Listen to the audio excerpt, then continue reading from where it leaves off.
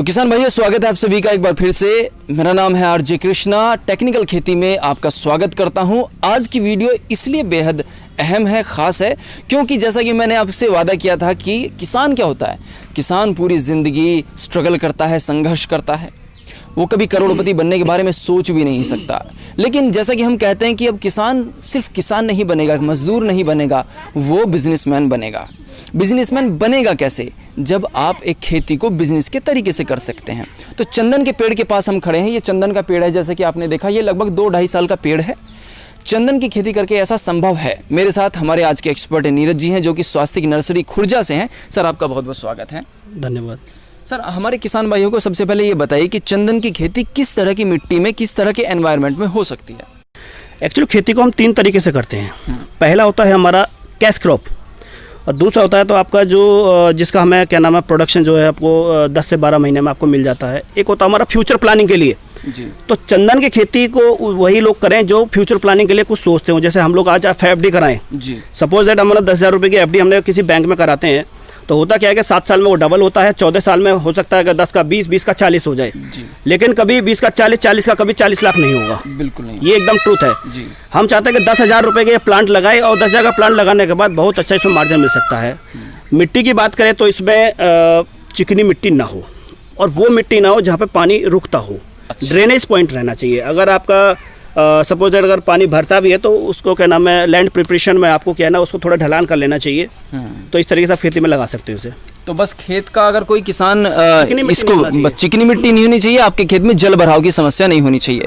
Sir, एक पौधे की, एक प्लांट की कीमत क्या रहती है अमूमन? कॉस्ट डिपेंड करती है इसके हार्डवुड पे। एक्चुअली क्या लकड़ी इसमें 3 तरीके की निकलती है। एक आपका हार्डवुड निकलता है, एक सॉफ्टवुड निकलता है, एक मिक्स वुड निकलती है।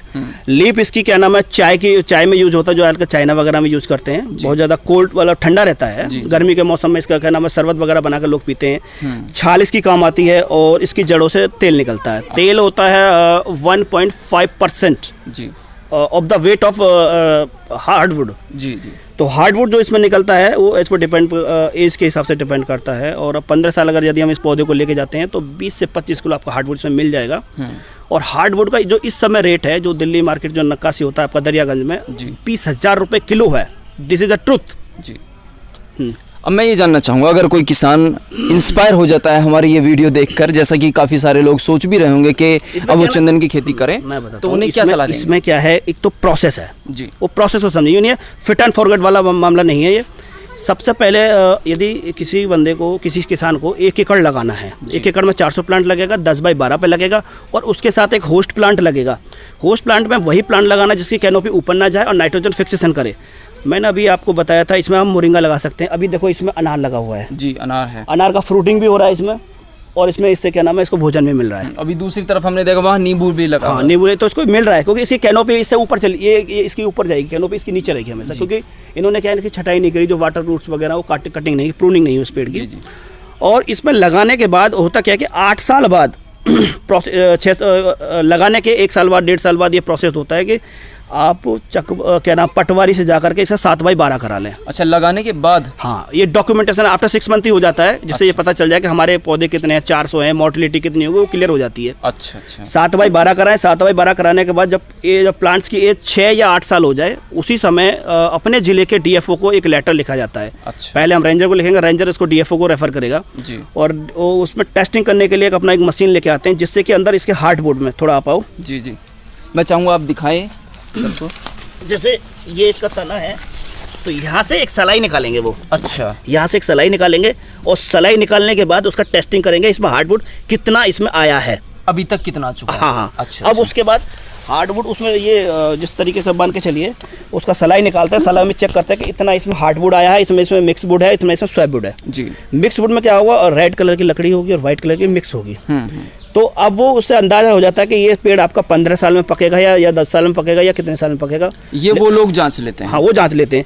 फिर इसके बाद क्या है कि जब दोबारा से इसका टेस्टिंग कराते हैं 10 साल 12 साल बाद, देखते हैं कि हाँ प्रॉपर्ली ये पक चुका है, तो उसके बाद फिर एक लेटर हम DFO को लिखते हैं। अच्छा। इसकी कटिंग के लिए, क्योंकि किसान के लिए अथॉरिटी में नहीं है कि वो काट करके इसे बेच सके। अच्छा। ये एकदम मिथ्या है।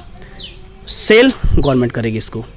तो जब डीएफओ इसको क्या नाम कटिंग का आप ऑफर दोगे, वो कटिंग करेंगे, कटिंग करने के बाद अपने यहाँ पे जाकर के वो उसको काटेंगे। ऐसा नहीं होता। एक सबसे बड़ी बात है खुशबू की वाली बात आती है। खुशबू हम कभी यूँ नहीं सूख सकते जी। पकने के बाद जब हम इसके किसी कटिंग करेंगे किसी लीफ को, मोटी को, तो उसमें खुशबू आएगी, पकने के बाद आएगी। ऐसे नहीं को पेड़ के साथ खुशबू आ रही है, नहीं। और कोई कहता है कि इसमें सांप रहते हैं, सांप भी नहीं रहते, वो तो एक कहावत है, अच्छाई और बुराई की कहावत है वो जी। और उसके बाद क्या होता है, डीएफओ इसको काटेंगे और काटने के बाद अपने यहाँ स्टोर करेंगे। इसकी फिर इसका ऑक्शन होता है।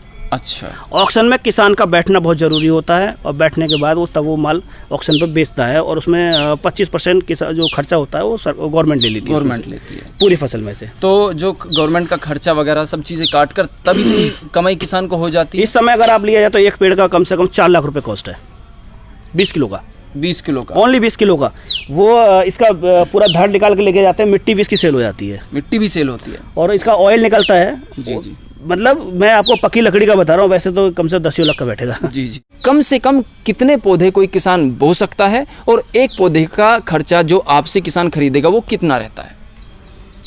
देखिए इस समय जो हम क्या नाम है आपका, ये सैंडलवुड जो सप्लाई दे रहे हैं जी, इस समय जो चल रहा है हमारा 120 रुपये विद ट्रांसपोर्ट चल रहा है। 120 रुपये विद ट्रांसपोर्ट। मिनिमम 1 एकड़ का होना चाहिए, और हमारे पॉइंट से 100 किलोमीटर के एरिया में है। अच्छा, तो उसके लिए ट्रांसपोर्ट फ्री है, कंसल्टेंसी उसी के साथ में फ्री है। अच्छा, जो खरीदेगा कंसल्टेंसी फ्री है। बहुत लेस मेंटेनेंस है इसमें। आप स्टार्टिंग में 2 साल 3 साल इसमें फर्टिलाइजर दीजिए। इसमें तो कुछ फर्टिलाइजर दिया ही नहीं है ना, इसमें कुछ नहीं दिया इसमें। अभी तक इसमें किसान ने कुछ नहीं किया, उसके बावजूद तो 1 एकड़ में 400 पौधे लगाएं, और उसके साथ में नकदी फसल ज़्यादा करें।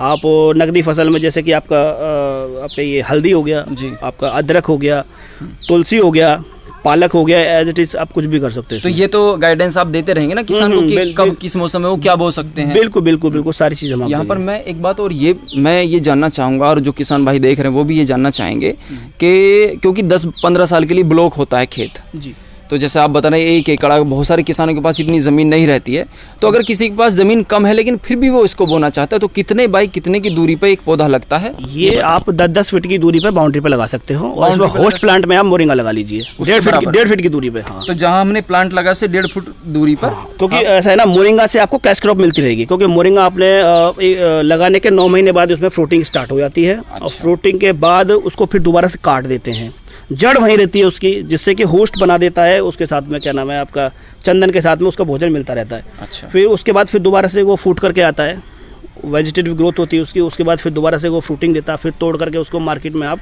दे सकते हो, जिसका बहुत अच्छा फ़ायदा है। 250 रुपये, 300 रुपये, 400 रुपये तक का करेट दिल्ली के अंदर बिकता है उसका। अच्छा, अगर हम खेत की साइडों में इसको लगाते हैं तो कोई वैसे नुकसान होने के तो खतरे नहीं, क्योंकि बाहर की तरफ तो कोई भी आ जा सकता है, या थोड़ा आपको गैप रखना पड़ेगा ना, मैट से थोड़ा सा गैप रखना पड़ेगा। हाँ जी, हाँ जी जी। कोई बीमारी आने के चांस या खतरे रहते हैं? कोई बीमारी नहीं है, ऐसे फंगस का रहता है, और फंगस के लिए इसमें फंगीसाइड वगैरह स्प्रे हो जाता है। और इसे अगर आप क्या नाम 1 एकड़ में लगा रहे हो तो ड्रिप पे लगा लो तो और अच्छा रहता है। 1 एकड़ में कितने पौधे लग जाएंगे? 400। 1 एकड़ में 400 पौधे लग जाएंगे। 10 या मैक्सिमम कितने साल? नहीं, कितने साल बाद हम उसको बेच पाएंगे? 10 से 15 साल। 10 से 15 साल के बीच में 12 भी हो सकते हैं, 15 भी हो सकते हैं। तो एक पौधा कम से कम कितने कीमत पे बिकेगा, और मैक्सिमम कितने कीमत पे बिकेगा? देखिए आज का रेट लिया जाए तो 20,000 रुपये किलो लकड़ी का रेट है, और ये तो बढ़ेगा ही आगे, बढ़ेगा ही। आज के रेट से अगर इसका ऑयल वगैरह सारा सब कुछ लगा तो 10 लाख रुपये का पेड़ बैठेगा। अच्छा, और बेचने की टेंशन इसलिए नहीं? कोई टेंशन नहीं, कोई टेंशन नहीं है। सबसे पहले क्या है, पौधा लगाओ, 6 महीने बाद इसको कहना पटवारी से 7/12 कराओ, 7/12 कराने के बाद 8 साल बाद इसका टेस्टिंग कराओ। ये रिस्पॉन्सिबिलिटी फार्मर की है, और फार्मर सोचे कोई आया करने, कोई नहीं आएगा। आप वहाँ पे लेटर लिखोगे, वो लोग आएंगे और चेक करेंगे। लेकिन आप किसान को गाइड तो करेंगे ना कि बिल्कुल गाइड क्या करना है। यही लोग किसानों को यही नहीं पता है कि किससे क्या बात करनी है, वो सारी चीज़ें हम जानकारी दे देंगे जी। तो किसान भाइयों, अगर आपके पास ज़मीन ज़्यादा है तो आप एक किसी खेत को ब्लॉक कर सकते हैं इस खेती के लिए। देखिए, जो लोग बीमा करवाते हैं ना, बीमा कराने से कहीं ज़्यादा बेनिफिट मुझे इसमें नज़र आता है। आपकी कोई छोटी बेटी है या आपके छोटे बच्चे हैं, आप उनके नाम से एक छोटे से खेत में 100 पेड़ बो दीजिए या 400 पेड़ बो दीजिए। 10-15 साल के बाद वो करोड़ों के हैं, तो करोड़पति तो आप ऐसे बन सकते हैं। आने वाले कुछ ही समय में हम सैंडलवुड एसोसिएशन के मेंबर भी होने वाले हैं। देखिए, ये बड़ी खुशी की बात है। तो नीरज जी एक नर्सरी चलाते हैं खुर्जा में, स्वास्थ्य की नर्सरी। तो ये एक्सपर्ट हैं, पिछले 8-9 साल से इस धंधे में हैं, किसानों की हर प्रकार से सहायता करते हैं। चंदन की पूरी डीप नॉलेज अगर चाहिए, आप इनका, हमने आपको नंबर दिया, आप उस पर फ़ोन कर सकते हैं। सर एक बात और बताइए कि जैसे कि कोई खतरा भी नहीं है, कोई स्प्रे की भी टेंशन नहीं है। अगर कुछ बीच बीच में आपसे किसान सलाह लेता ही रहेगा, किसान को आप ये भी सलाह देंगे कि बोने के बाद सरकार के साथ वो संपर्क कैसे स्थापित करें, वो सब कुछ ठीक है। तो सिंपल है जी। फर्स्ट स्टेप 7/12 जी। सेकंड स्टेप 8 साल बाद डीएफओ को लेटर लिखो, ठीक है। वो आकर टेस्टिंग करेगा। टेस्टिंग करने के बाद ये पता चल जाए, अंदाजा हो जाता है कि हाँ भाई इसमें इतना हार्डवुड इसमें आ चुका है और इतना इसका ग्रोथ लेगा जो क्यूबिक फीट के हिसाब से होता है, और इतना बढ़ेगा। उसके बाद इसे आप कटिंग के लिए आप उसे ऑफर कर सकते हो। कटिंग करने के बाद ये स्टोर रूम में रैप होगा। अच्छा। और रैप होने के बाद जब आपका ऑक्शन होगा तो किसान वहाँ प्रेजेंट रहेगा, आपका माल सेल हो जाएगा। जी। तो किसान भाइयों, हमने कोशिश की है कि सारी ही बातों के ऊपर रोशनी डाली जाए। आपको सारे सवालों के जवाब मिल गए होंगे अगर आप चंदन की खेती करना चाहते हैं। लेकिन फिर भी आपके मन में कोई ना कोई सवाल होगा, कोई डर होगा, आपको लग रहा होगा हर जगह के हिसाब से, क्योंकि हमारी वीडियो देश और विदेश कहीं भी देखी जा सकती है, तो आप सीधा नीरज जी से संपर्क कर सकते हैं। डिटेल में आपको जानकारी मिल जाएगी। आपको आज की ये वीडियो कैसी लगी ज़रूर बताइए। चैनल पे पहली बार आए थे तो चैनल को सब्सक्राइब कीजिए, वीडियो को लाइक कीजिए और अपने दोस्तों को फेसबुक या व्हाट्सएप पे शेयर कर दीजिए। धन्यवाद। जय हिंद।